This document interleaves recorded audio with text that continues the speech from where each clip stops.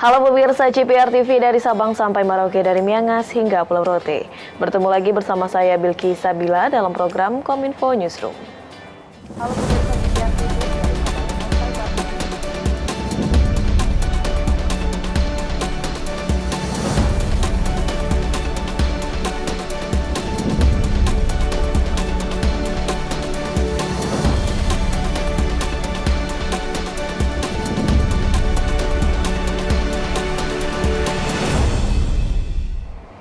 Inilah Kominfo Newsroom selengkapnya. Pemirsa, Presiden Joko Widodo melakukan kunjungan kerja ke Provinsi Riau, Pekanbaru pada 4 hingga 5 Januari 2023. Pada agenda tersebut, Presiden melakukan serangkaian kegiatan dari peresmian infrastruktur hingga sektor UMKM.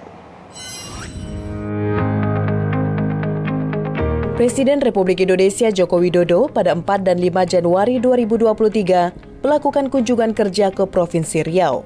Dalam kunjungannya, Presiden melakukan beberapa peninjauan hingga peresmian infrastruktur, mulai dari peresmian Tol Pekanbaru Bangkinang, peresmian SPAM Durolis, pengecekan pelayanan kesehatan hingga mengunjungi beberapa UMKM. Pada hari pertama, Presiden mengunjungi RSUD Arifin Ahmad Pekanbaru untuk memastikan pelayanan BPJS Kesehatan. Di lokasi tersebut, Presiden menyebutkan bahwa pada tahun ini Kementerian Kesehatan akan mengirimkan bantuan alat kesehatan senilai 130 miliar rupiah. Selepas meninjau RSUD, agenda Presiden dilanjutkan dengan meresmikan Jalan Tol Pekanbaru Bangkinang dengan panjang 30,9 km. Tol ini nantinya akan tersambung dengan lingkar Pekanbaru menuju Padang. Dengan adanya jalan tol ini diharapkan mampu meningkatkan daya saing yang tinggi serta mendongkrak ekonomi di wilayah tersebut. Presiden juga menekankan agar dalam pembangunan infrastruktur termasuk Jalan Tol Pekanbaru Bangkinang ini harus terus mengedepankan kelestarian lingkungan dan kenyamanan hidup satwa liar. Salah satunya adalah dengan tetap menjaga jalur perlintasan gajah Sumatera. Pembangunan Tol Pekanbaru Bangkinang ini telah membelah habitat gajah di 2 kota dan 2 kabupaten dengan total populasi sebanyak 76 ekor. Namun, dalam pembangunan jalan tol tersebut telah menyediakan terowongan atau jalur bagi gajah Sumatera, tepatnya di titik kilometer 12 Jalan Tol Pekanbaru Dumai. Harapan dengan selesainya Pekanbaru Bangkinang, kecepatan mobilitas barang dan jasa, mobilitas orang jauh lebih baik. Kalau dulu Pekanbaru Bangkinang berapa jam? 1,5 jam. 1,5 jam. Sekarang saya cek, saya ke sini 23 menit. Artinya ada kecepatan. Kalau ada kecepatan, ada mobilitas yang tinggi, artinya apa? Daya saing akan lebih meningkat. Produk di Kabupaten Kampar, produk di Provinsi Riau. Kita harapkan itu, larinya kemudian muncul titik-titik pertumbuhan ekonomi baru. Tapi itu kan juga ada jangka pendek, jangka menengah, dan jangka panjang pasti ada. Tak lupa, Presiden juga menyempatkan mengunjungi beberapa pusat perbelanjaan di Kota Pekanbaru dan berpesan agar pedagang optimis dalam mencapai omset tahun 2023. Pada hari kedua kunjungan di Provinsi Riau, Presiden meresmikan sistem penyediaan air minum SPAM Durolis, Rokan Hilir. SPAM yang dibangun di atas lahan seluas 5 hektar dan menghabiskan anggaran sebesar 396,6 miliar rupiah ini akan mensuplai air ke 32.000 rumah tangga di Dumai, Rokan Hilir, dan Bengkalis. Dengan dibangunnya SPAM ini, kualitas air minum yang dimanfaatkan oleh masyarakat jadi baik, juga akan mengurangi banyak hal seperti stunting, mungkin penyakit-penyakit tertentu yang sebelumnya airnya tidak diolah terlebih dahulu. Saya kira di semua provinsi membutuhkan spam-spam seperti ini.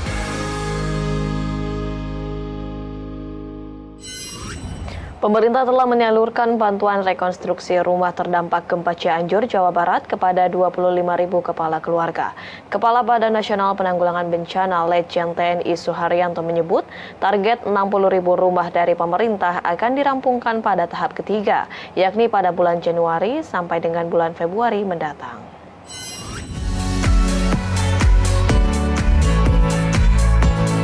Pencairan bantuan stimulan untuk perbaikan rumah rusak akibat gempa Cianjur, Jawa Barat terus dilakukan oleh pemerintah secara bertahap dengan memastikan pemerataan penyaluran dana perbaikan bagi semua penerima yang rumahnya telah didata. Kepala Badan Nasional Penanggulangan Bencana Letjen TNI Suharyanto menjelaskan bahwa sampai saat ini tercatat sebanyak 25.000 rumah telah mendapatkan bantuan perbaikan pasca gempa di Cianjur, Jawa Barat. Adapun besaran bantuan yang diberikan untuk rumah yang terdampak yakni dibagi berdasarkan 3 kategori. Yakni pertama, pada kategori rusak berat diberikan insentif sebesar Rp60 juta.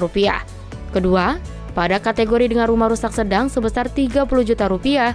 Dan ketiga, rumah dengan kategori rusak ringan akan diberikan insentif sebesar Rp15 juta. Kepala BNPB juga telah menargetkan 60.000 rumah dengan kondisi rusak berat akan dirampungkan pada tahap ketiga yakni pada bulan Januari sampai dengan bulan Februari mendatang. Lebih lanjut, pemerintah juga nantinya akan memberikan kekurangan insentif dengan metode reimburse bagi warga yang telah membangun rumahnya secara mandiri, dan di mana nantinya Kementerian PUPR juga turut mendampingi selama proses pembangunan berlangsung. Bisa dibangun oleh yang punya rumah sendiri kalau punya kemampuan. Nah, nanti yang dibangun oleh yang punya rumah tentu saja juga didampingi dari Kementerian PUPR agar yang dibangun itu adalah rumah tahan gempa. Silakan dibangun dulu dan misalnya diambil uang muka 40%, kekurangannya nanti selesai rumahnya itu selesai. Itu yang namanya di reimburse itu. Kemudian yang tidak punya kemampuan dibangun oleh TNI Polri, BNPB maupun pihak ketiga. Nah, pihak ketiga itu terkait aplikator-aplikator yang selama ini selalu membantu masyarakat dalam pembangunan rumah tahan gempa di beberapa wilayah lain.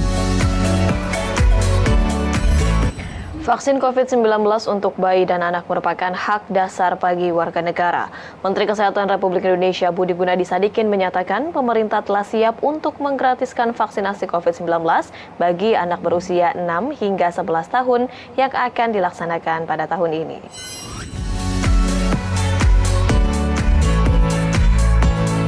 Menteri Kesehatan Republik Indonesia Budi Gunadi Sadikin menyebutkan Kementerian Kesehatan telah menyiapkan anggaran untuk vaksinasi COVID-19 anak gratis pada tahun 2023. Vaksinasi tersebut nantinya akan diberikan kepada anak usia 6 bulan hingga 11 tahun. Hal tersebut merespon dikeluarkannya izin penggunaan darurat vaksin Pfizer bagi anak usia 6 bulan hingga 11 tahun. Namun, Kementerian Kesehatan akan melaksanakan vaksinasi bagi anak tersebut sesuai dengan hasil kajian dari ITAGI dan BPOM. Pemberian vaksinasi COVID-19 pada anak usia 6 bulan hingga 11 tahun ini juga untuk memenuhi kebutuhan vaksin COVID-19 bagi anak-anak. Menkes menjelaskan bahwa berkemungkinan jenis vaksin yang akan digunakan pada awal program vaksinasi gratis pada anak nantinya adalah vaksin Pfizer. Namun kedepannya Kementerian Kesehatan akan menyesuaikan jenis vaksin yang dapat digunakan sesuai dengan jenis vaksin yang telah mendapatkan persetujuan INDAGI dan juga BPOM. Nah, sekarang dengan adanya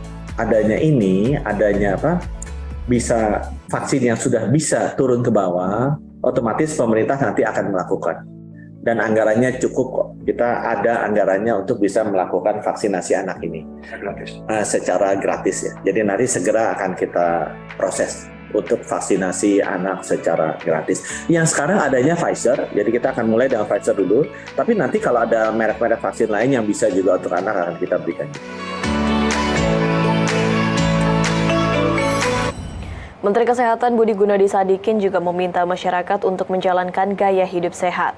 Menkes mengimbau untuk masyarakat melakukan olahraga rutin, makan makanan bergizi, hingga melakukan pengecekan kesehatan rutin, terutama mencegah penyakit diabetes. Hal ini tentunya perlu dilakukan bukan hanya dari pemerintah saja, melainkan peran aktif dari masyarakat. Pada tahun 2023, Kementerian Kesehatan akan melakukan berbagai strategi dalam mencegah berbagai penyakit di Indonesia. Salah satu upaya yang dilakukan yakni dengan menekan transformasi layanan kesehatan melalui program preventif dan promotif daripada program kuratif yang dinilai akan lebih mengeluarkan banyak anggaran.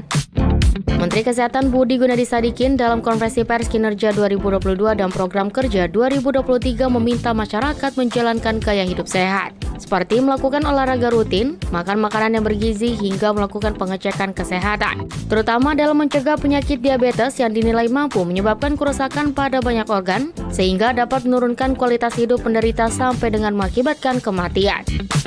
Menkes menjelaskan bahwa ini merupakan tugas bersama yang perlu dilakukan. Bukan hanya dari pemerintah saja, melainkan peran masyarakat juga menjadi hal penting yang harus diperhatikan. Kedepannya, pemerintah akan merangkul serta mengajak masyarakat untuk memberikan edukasi terkait apa saja yang harus diubah, terutama demi menciptakan masyarakat yang lebih sehat di masa yang akan datang. Pemerintah akan lebih merangkul, merajut, mengajak, memfasilitasi agar masyarakat bisa hidup lebih sehat. Dengan demikian, pasti akan anggarannya lebih rendah. Selain karena memang ini merupakan inisiatif masyarakat, yang kedua, promotif preventif itu pasti lebih rendah daripada kuratif. Kalau saya bilang misalnya Bapak Ibu, kalau kita masih ingat dulu sakit COVID, kalau masuk rumah sakit, diinfus pakai remdesivir, itu puluhan juta. Dari masuk sampai selesai. Kalau sakitnya lebih parah butuh Actemra ratusan juta. Jadi kuratif tuh mahal memang. Kalau promotif preventifnya apa COVID? Pakai masker setiap hari, jangan lepas. Minum vitamin C, vitamin D. Pakai sepatu olahraga, rajin jalan kaki atau lari. Itu nggak sampai 1 juta sebulan, gitu ya? Nggak sampai 1 juta sebulan, bandingin puluhan juta sama ratusan juta. Jadi memang kalau dari sisi pembiayaan, kuratif pasti lebih mahal dari promotif preventif.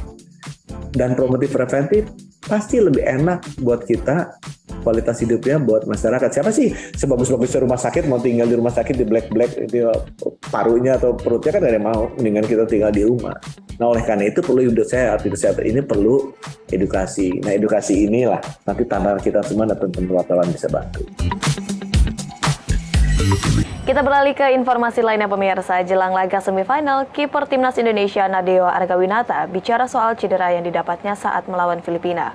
Meski belum dapat dipastikan tampil pada semifinal melawan Vietnam Jumat esok, kondisi Nadeo sudah lebih baik dan bisa kembali untuk mengikuti latihan.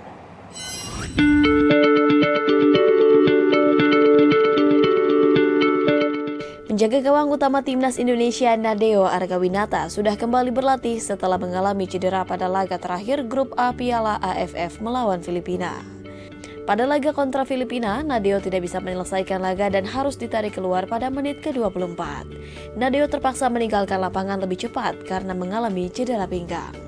Meski belum dapat dipastikan tampil pada semifinal melawan Vietnam pada Jumat esok hari, kondisi Nadeo sudah lebih baik dan dapat kembali mengikuti latihan. Ya, yang pasti sih seluruhnya sih badan udah oke, nggak ada masalah. Cuman memang sangat memar di bagian tulang pinggul bagian kanan. Nanti setiba di Jakarta, dokter bilang mau diobservasi lagi dan evaluasinya seperti apa. Dan sekarang yang dirasain sih paling buat nafas masih agak sakit di sini karena nahan juga kan di bagian abdominalnya, di bagian perut, otot perutnya. Jadi ya semoga nanti pas diceknya tidak terjadi apa-apa dan bisa kembali latihan.